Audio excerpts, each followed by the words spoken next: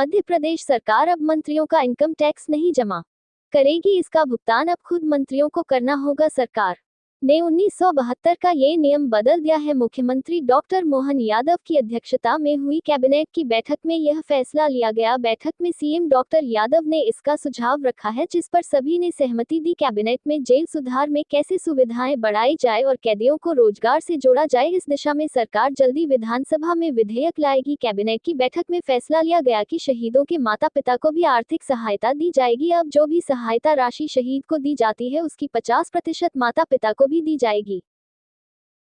आज एक और महत्वपूर्ण निर्णय लिया। आज हमारे यशस्वी मुख्यमंत्री डॉक्टर मोहन यादव जी ने मंत्रिमंडल के सामने एक सुझाव दिया कि जो मंत्रिमंडल के सदस्यों को वेतन भत्ता मिलता है, उस पे लगने वाला इनकम टैक्स राज्य सरकार भरती थी।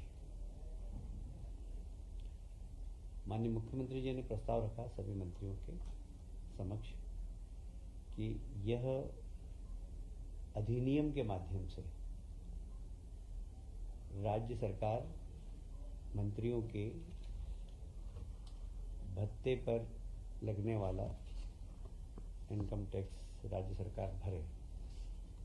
आज मंत्रिमंडल ने निर्णय लिया कि इस अधिनियम की कंडिका को हम समाप्त कर देंगे और सारे मंत्रीगण जो मिलने वाला भत्ता है उसका इनकम टैक्स स्वयं भरेंगे।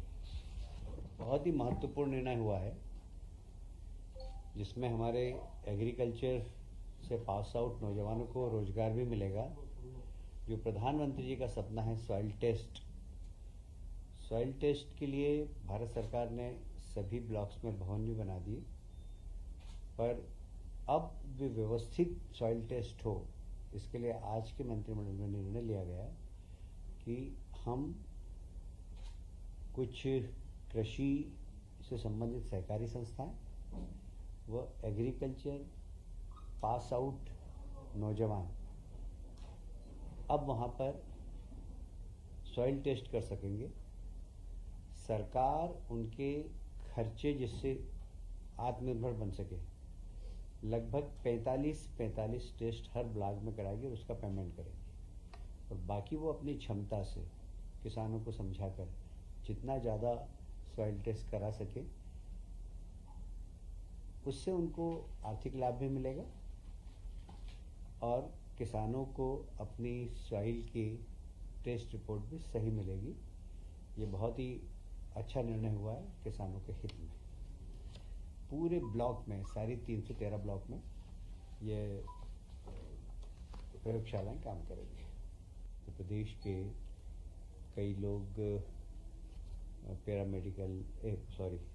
पैरामिलिट्री के लोग, मिलिट्री में, पुलिस में काम करते करते शहीद हो जाते हैं।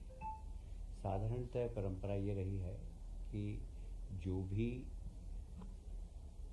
सरकार की ओर से आर्थिक सहायता मिलती है वह उस मृतक की पत्नी को मिलती है। पर आज माननीय मुख्यमंत्री जी ने ये निर्णय लिया मंत्रिमंडल के सामने कि क्यों ना हम उनके माँ बाप को भी 50% दें।